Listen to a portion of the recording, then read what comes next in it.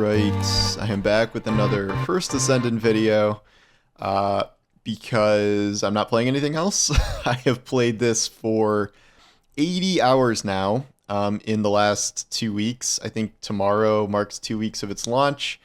I've gotten a lot of questions about, I talked about like why I like it, blah blah blah, but like in terms of like what am I actually doing in this game where I'm playing this much? And one of the positives I relayed is that there is always something to do. And you kind of set your own goals of what you're working toward. And there are like overall goals of, I want to farm all the hard bosses and get through all of these guys. Like that's fine. And like I'm getting there eventually, sort of. But there's also just like a laundry list of things you can work on in terms of what you're farming, what you're trying to upgrade with these characters, and so on and so forth. So I'll talk about kind of what I've been doing the past week here, where my original farm here for the most recent character has been for Blair, who is a fire guy, and the reason I was farming for him is because I do not have any fire guys, and in some instances you sort of need a fire guy to activate certain farming things. So I went for Blair, and so far he's okay. I've heard he's like not the best. I did get him to, is he? No, he's not. I don't think he's 40 yet, but he's getting there. One of the reasons I farmed him is because getting his materials is not like some really elaborate thing. You're essentially running 4 different strikes to get each of his pieces. And that sounds very easy because this has a 20% drop rate per thing.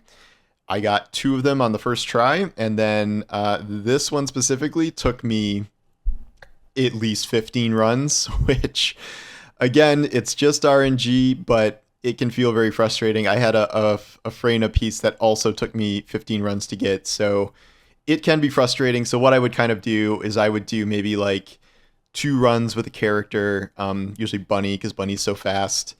And then I would take a break and go farm something else. Because like just running it like 10 times in a row, like you're going to go insane. So I took a break. Eventually I got him. I crafted him. It took friggin' 16 hours or whatever it does.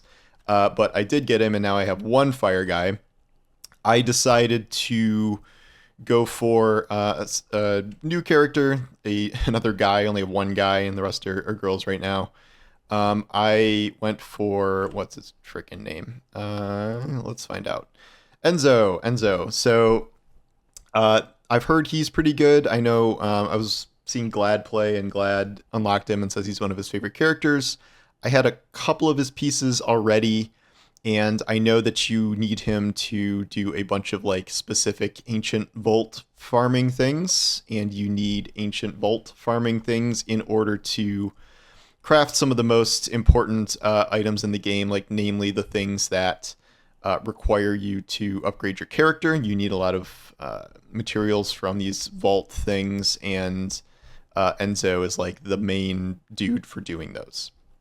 There are some sort of obnoxious things that happens when you farm these characters. Some of these farms just get insanely convoluted to the point where it's just a little exhausting. So for instance, when I was farming Enzo, you need all these different pieces. The ones here, you can farm a bunch of places, and it's not really that big of a deal, but the individual blueprint stabilizers, whatever, those take more work. So something like this, you need to do a void fusion reactor at this specific base. That gives you, it's like a 38% chance to get it, whereas like some of these other ones might be like 6%. So you kind of have to find the ones that are going to give you the highest percent. So theoretically, you have to farm them less. You need this thing. This is, the equivalent of an engram, essentially, and it'll tell you where to get that engram. So this thing is essentially like a public event, and you have a 20% chance of getting it, and then in this instance, you can get a second one if you infiltrate the mission without being seen. Great, okay, fine, I can do stealth. No, you can't do stealth. You can only do stealth on 1 character, and that is Sharon, who has an invisibility move where you go invisible, you sneak into the space, you deactivate 1 or 2 little things, you run and hide, you wait for your cooldown, and then you run back. You do this until that 20% chance actually procs. So then you have the material. So first of all, you have to farm an entirely separate character to make this work. Then you need to farm up a different material. You need to farm up organic void shards and monomer void shards from this activity. This is just like 2 waves of enemies, but it requires a fire guy. And if you do not have a fire guy, you have to farm a fire guy. So I had to farm Blair specifically to do this thing. You can find these materials other places with other characters, and you get more of them in hard mode, which I have unlocked, but it's a lot more annoying to bounce around between all the different maps. So you farm this with Blair for as much as you need to then run this. And then you take all your materials and go over here, and this is like a little boss fight, and it allows you to decrypt that engram that you got from this. That has a 38% chance to give you the thing you want, and a 38% chance to give you something useless, and a few other percent chances to give you something pretty rare. That is the entire process, and you can fail at any point in these two things where you just don't get the proc for the engram you need, amorphous material, and then you don't land it here, and this is for one piece, and you have to do this for 3 or 4 pieces. So and I had to farm essentially 2 characters to even start this process. So in that sense, it's a lot more convoluted. Whereas Blair, it was like run this mission, 20% chance of a drop. But the more you get into, these higher level characters, the more it's going to be, a lot more complicated of things. And this guy, again, these are all hard mode versions of this, which are going to be harder, especially if you're trying to do it with freaking Sharon, who sucks. So it's difficult, shall we say, to farm some of these characters, but it's also kind of a long-term goal. So that's farming new characters and things. However, I've also kind of decided on... Uh-oh, is this frozen? Nope, never mind. Okay. I've also decided on what I am viewing as sort of my main. So I have Viessa, I have Bunny, I have Sharon, I have Volby, I have Freyna, and I have I have Blair. So I've decided that Freyna is going to be the main character I am investing in. I also have invested a good amount in Bunny, but what does investing in a character look like? Besides buying a haircut. It involves a number of things. So you want to make a good build. I have a mobbing build for her. I have a bossing build for her, thanks to my friend Moxie, who makes all these builds because he's smarter than me. And so you want to spend time upgrading, investing in the materials to get her specific things up as high as you can. Some of these are shared. You want your increased HP and increased defense across all characters. But for her specifically, you want things like Toxic Specialist to increase her she's a toxic character. And then Tech Specialist to increase her tech stuff. A lot of her stuff is tech. And then I farmed specifically this Contagion mod, which makes her really, really good. It's like an AoE explosion of poison, which really, really elevates her. The boss one mainly revolves around her machine gun thing, where you can extend the duration and damage of it and all this stuff, and I found that very useful for a lot of bosses. But that's only part of this. So another thing is that, let's go to normal here. If I take these away, you see this little symbol here. So you start with 2 of these, and every time you put a matching symbol, see the little symbol here? It will reduce the cost of that by half. And as you can see, these get really high cost eventually. 16, 13, like they're very high cost. So Toxic Specialist goes here. Now it's down from 15 to 8. And then what is my other one? It was the Toxic one, right? No, it was Increased Defense. Okay. That goes there. That goes from 14, was 14, right? To 7. So the way you do that, you can add another one. And that means you can assign a module type. So you can pick one of the symbols and put it there. But to do that, you reset your Descendant level back to 1 from 40. It's essentially like prestiging the character. You need this material to prestige them, which you have to, use those other materials to do.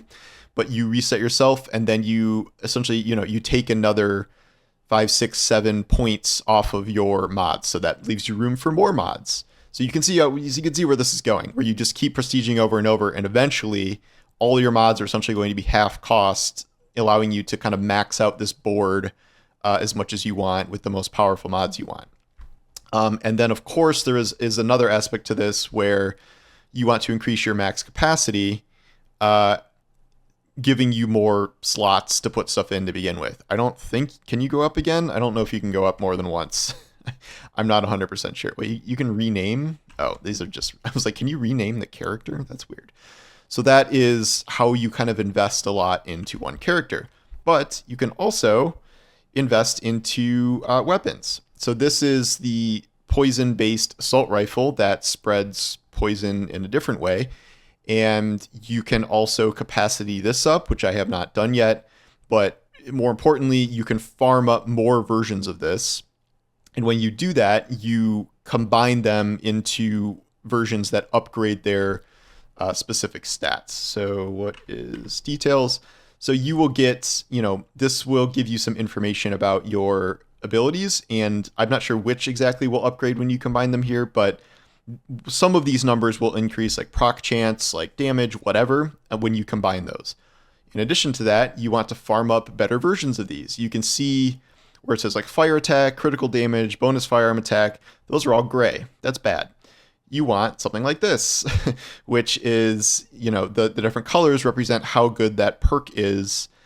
So 11% extra rounds per magazine at baseline, 13% extra critical hit rate. Those are really good stats. So ideally, I want to farm another version of this to hopefully get better stats. And to do that, it's the same process. So you find the weapon, you go to Fallen Hope, you research info, and this does not require insane amounts of crafting materials. Once again, this is just sort of running specific missions to get these pieces, and then you will combine them again, make a new one, hopefully it's better, and then combine the two together for better stats. And you can do that, I'm not sure how many times. I think 4 times. That's what these little dots are. You can combine them 4 times. You can only do this with uniques. You can't do it with normal ones. But you can, if you want, you can still farm better versions of normal weapons. Like Tamer is the really good machine gun right now. As you can see, mine is not that great. It has 3 gray things and 1 blue thing, so I can find out where Tamer is and go farm that. There are some rotating, farms where it's not the same farm every day, so it is, it might not even be available one day, but the point is like it kind of switches locations, so you're not always doing the same thing once.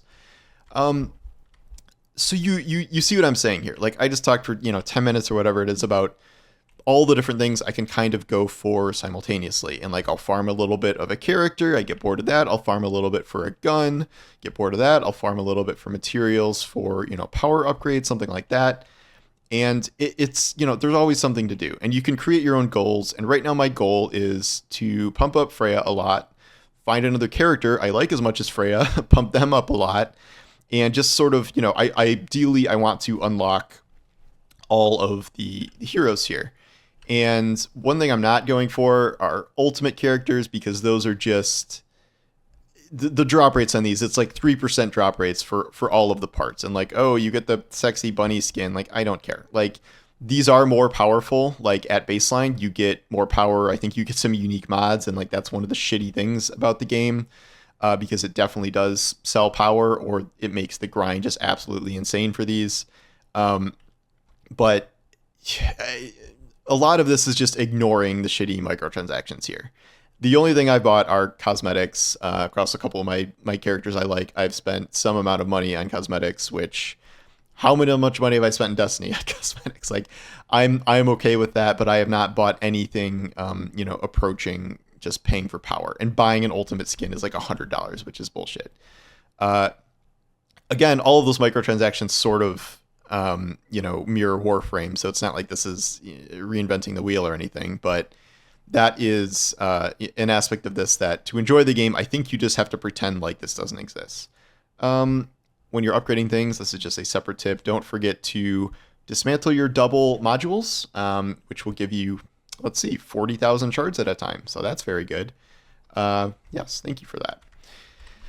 That's what I'm doing in the game. I find it very gratifying most of the time. Yes, if you're trying to go for something with a very low drop rate, or you're just missing your RNG chances over and over, it can be frustrating. But guess what? That's a looter. That's just kind of how it goes. And this feels like something you can kind of turn your brain off and farm when you want to. Yes, there are harder fights eventually where you really will have to kind of lock in, but generally speaking, it's sort of just a leisurely farming game and you kind of make your own goals.